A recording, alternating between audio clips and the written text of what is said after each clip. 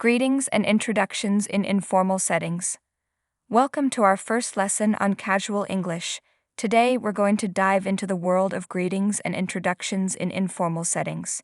These essential skills will help you connect with others in a relaxed and friendly manner. So let's get started. Picture this. You're strolling through a park and you spot a friend you haven't seen in a while. How would you greet them? In casual English, we often use simple and informal phrases. Let's learn some of them. One of the most common greetings is hey. It's short, simple, and friendly. You can use it with friends, acquaintances, and even colleagues in informal settings. Another popular greeting is what's up. This is a way to ask how someone is doing or what they've been up to. It's a great conversation starter. And of course, we have the classic hi and hello. These greetings are more formal, but can still be used in casual situations, especially when meeting someone for the first time. Now let's move on to introductions. When meeting someone new in an informal setting, it's common to exchange names and a few friendly words. You can start by saying, "Hey, I'm Kevin."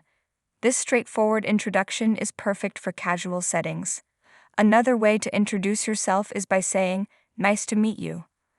"I'm Kevin." It shows politeness and friendliness. Remember, when introducing yourself, it's essential to maintain eye contact and offer a friendly smile to make a positive impression. Great job! You're becoming a pro at casual greetings and introductions.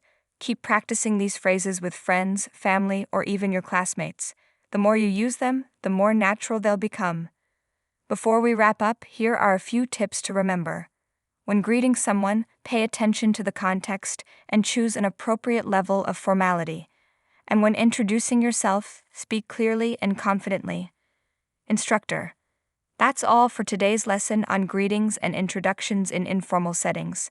Remember to use these phrases in your everyday conversations, and you'll be well on your way to mastering casual English. In our next lesson, we'll explore how to talk about common conversational phrases and expressions.